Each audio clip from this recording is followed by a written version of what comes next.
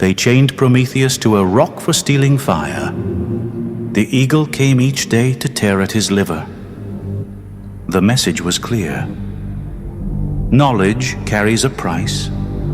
They dragged women into town squares and lit pyres beneath their feet.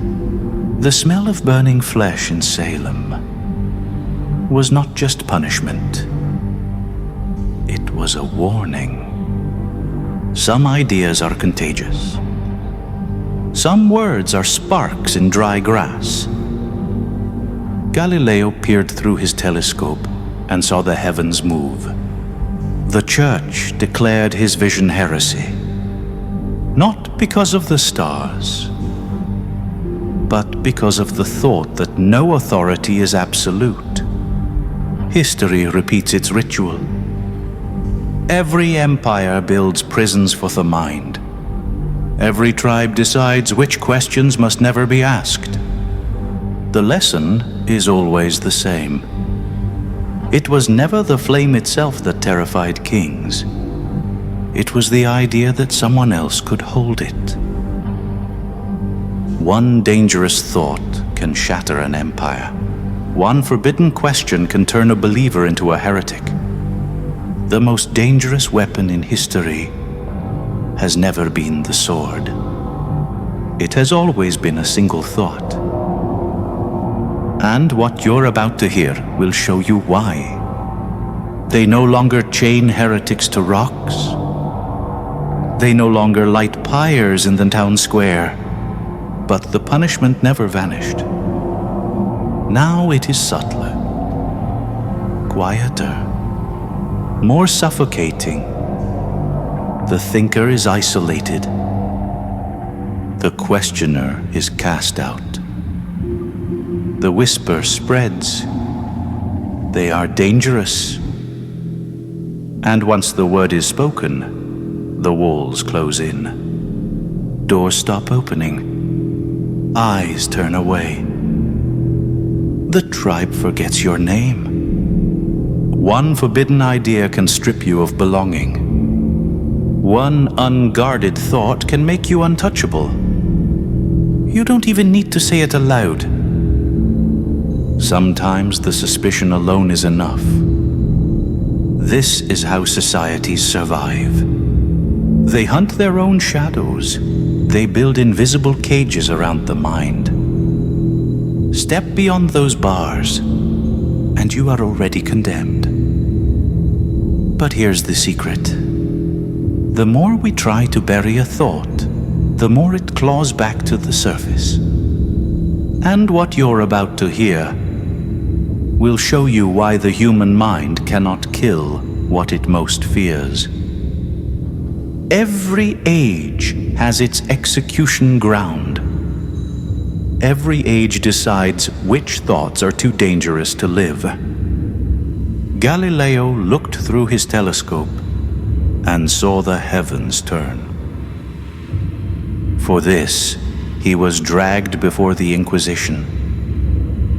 Not because of the stars, but because he had dared to think the unthinkable. Freud spoke of hidden drives, of repressed desire shaping every life. Respectable society recoiled in disgust. They called him obscene, because his theories forced people to face what they most wanted to deny.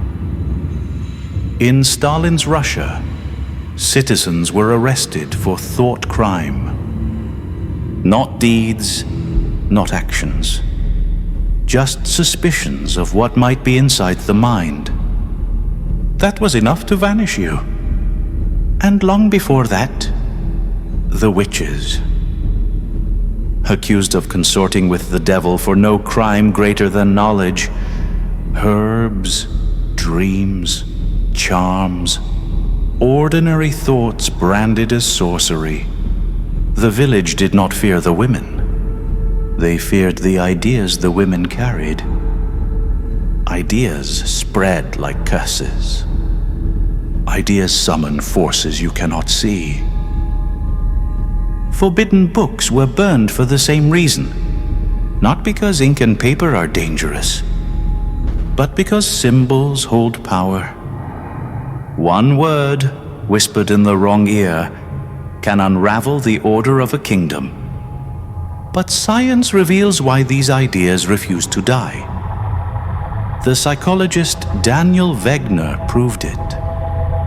Tell someone, don't think of a white bear, and the image becomes unbearable.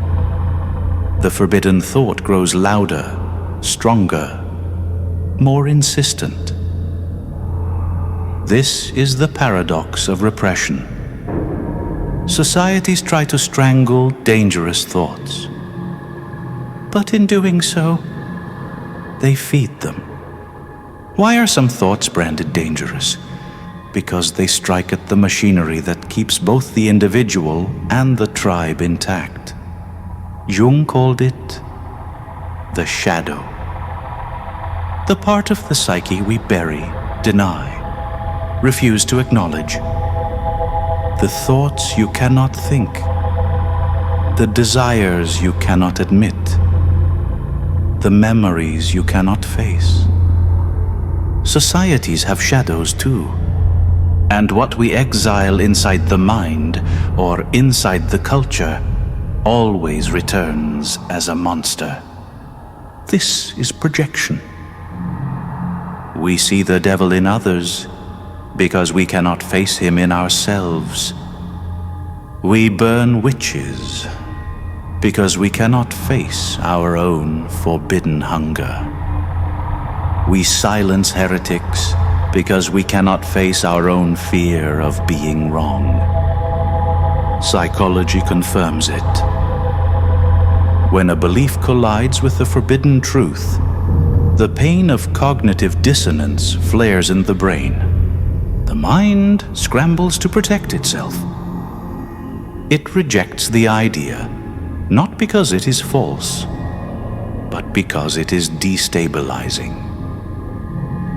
Neuroscience shows the same pattern. The default mode network, the system that keeps your inner story running, is disrupted by dangerous thoughts. They do not fit the script. They break the loop. And the mind fights back, desperate to restore order. But the fight itself gives the thought more power. Neural plasticity ensures that the more you try to suppress it, the deeper the grooves become. A forbidden thought is not erased. It is carved into the brain like a ritual mark. Here is the secret. No tribunal, no king, no censor ever wanted you to know. Dangerous thoughts are not poison. They are medicine. They are the cracks where the light gets in. Jung taught that the shadow is not only darkness. Inside the forbidden lies your vitality, your creativity, your truth. The thought you fear most may be the part of you that is most alive. Society calls them heresies. Psychology calls them complexes. But in reality, they are invitations. An invitation to grow beyond your current self. An invitation to expand the story you have been trapped inside. An invitation to freedom. Because when a thought breaks the default mode network, when it disrupts the looping voice of your inner narrator, that rupture is not death. It is rebirth. The dangerous thought is not your enemy. It is the key hidden under the floorboards of your mind. The key that unlocks the cage you did not even know you were in. Now it's your turn. Think of an observation you've had about the world. Something you noticed, but knew you were not supposed to say. A truth you sensed, but that others around you would deny. Hold it in your mind. name it silently. Notice what happens. The body tenses. The thought grows louder. It presses against the walls of silence. This is the proof. The forbidden observation does not fade. It waits beneath the surface, shaping you in secret, and by daring to name it, even silently, you have already begun to reclaim its power. Every age burns its witches. Every empire silences its heretics. Every culture decides which truths must never be spoken. Dangerous thoughts do not die. They wait. They coil in the dark like sleeping serpents. They surface when you least expect it. You can pretend not to see them. You can lock them away. But they will shape you all the same. In silence they whisper. In denial, they grow. That is the inevitability. The forbidden will always return. But here is the liberation. When you choose to face the dangerous thought, when you refuse to exile it, the power it held over you changes. It stops being a curse. It becomes fuel.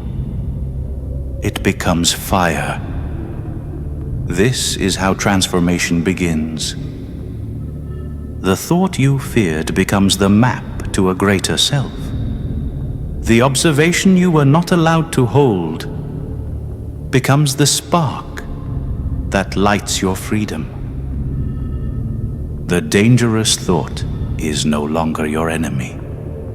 It is your ally. It is proof you are still alive. Now it is your turn to carry the fire. Every age tries to divide the world into sides, safe versus unsafe. Us versus them. But the most dangerous thought is the one that refuses the script. So here is your task. Write a single sentence about something you see that doesn't fit neatly into any side. Not a slogan, not a debate, just an observation that feels too large, too strange, or too uncomfortable to reduce to anyone's cage. Leave it below as your mark, not to argue, but to show that you are awake. Because the true danger has always been obedience to someone else's story, and the thought that breaks the loop is the one that sets you free.